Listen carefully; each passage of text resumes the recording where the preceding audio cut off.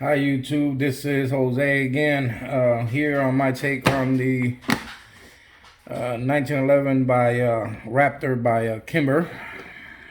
As you can see here, we have a Raptor series 1911. It comes in the box, comes with an instruction manual,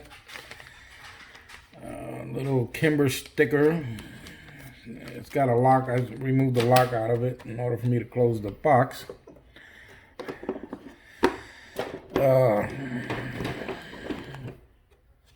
First, before we continue, let you guys know I'm using Wilson Combats 8+1s, and the ammunition that I'm putting through this pistol for self-defense are the RIPs. And here we cleared the weapon.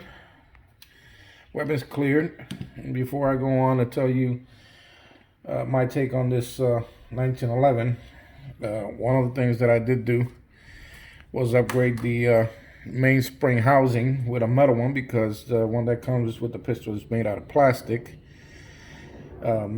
Mainspring housing and the mag well made by Ed Brown. And I went and purchased these G10 grips online. They cost me roughly $65. Overall, I fired the pistol at the range. I put about 200 rounds through it.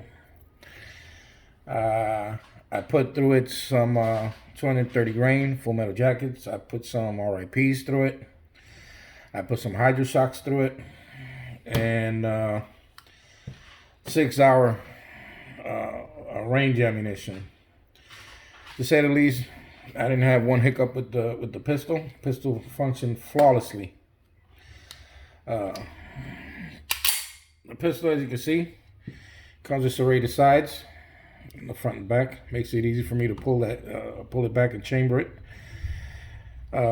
Also got serrated on the front strap, and then I got this serrated design from Ed Brown for the back strap.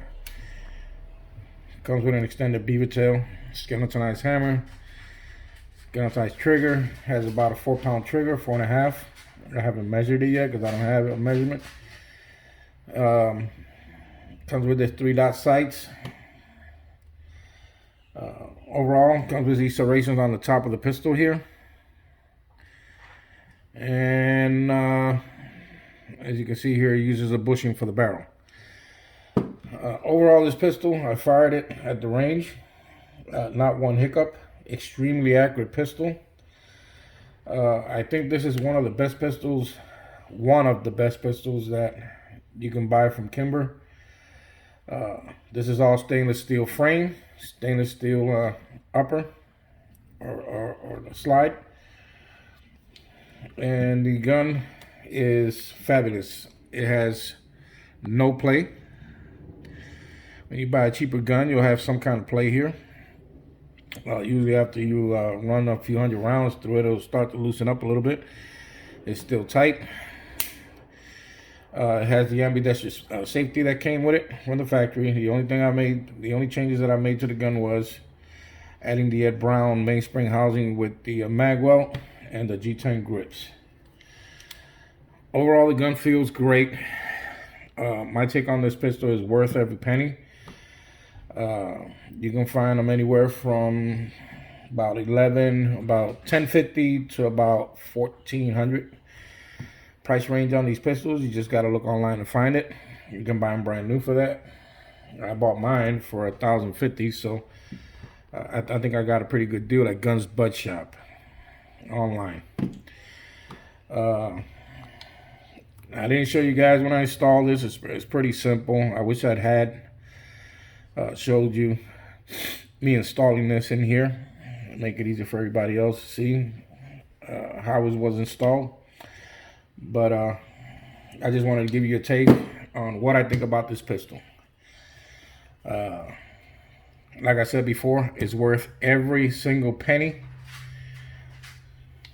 that I paid for this kimber. It is a custom shop pistol. It has a really good feel to the hand. It's kind of got like a heavy, kind of on the heavier side. I'm saying maybe a 20-pound spring to pull it back. But no issues there. It's got a guide rod, which doesn't matter to me if I get a full-length guide rods or not. But they do say that it adds to the accuracy. So it's a pretty accurate. I shot it at about 25 to 30 yards. And I had a shot group of about, I would say about 1 to 2 inches on aim shots. Rapid fire was a little, a little bit about 4 or 5 inches on rapid fire. But on aim shots, it was about 1 to 2 inches shot groups. It's kind of finicky when it comes to these rounds, the RIPs. For some reason, I'm assuming because it's touching here on these tips, but nothing that a little bit of polishing on that feed ramp won't fix. And I haven't polished the feed ramp yet, but I'll get to that and I'll let you know how these work out at the range. But as far as hanging up with it, it didn't hang up one time. I just noticed that it kind of like stopped and then went in. With this particular round, which is a self-defense round, but it will chamber and it will shoot it. Maybe when like I said before, I polish that feed ramp, it'll work a little bit better. The bad thing about the Kimbers is they only come with one magazine. The magazine is, in my opinion, is not a good magazine. So I bought these Ed Browns for 26 bucks online, and anywhere I can find them, I usually go with Ed Browns. I think Ed Browns are the best magazines you can buy when it comes to Kimbers, or any 1911 for that matter, is to get the Wilson Combat magazines. Okay, everybody can take a look at them here. These are Wilson Combats. This is an 8 round, plus 1 in the chamber. And like I said, my review was that this is a excellent buy. If you can get your hands on one of these, you'll have a reliable 1911. Most well-made 1911s are reliable, but this is extremely reliable from a lot of 1911s that I've had in the past. Kimber is one of the most reliable pistols that I have encountered yet, as far as chambering any ammunition and firing and accuracy. If you have any comments below and want to know anything about where I bought it, which I said I bought it at Bud's Gun Shop, they also have them available at, I think it's Bass Pro Shop has them also. I think they had a sale on those for, I think it was $11.99 or $12.99, and you could pick one of these up. They do come with the red, or kind of brownish grips, and it's got some like a design like a snake design. And it doesn't come with the magwell. I recommend putting that brown magwell on it if you do get one. It helps with putting that magazine in as quickly as possible. So reload, it just guides it right on in. So it's a good idea to put one of those on it. And get these magazines here. The review is not on the magazine. The review is not on the magwell. The review is on the gun itself.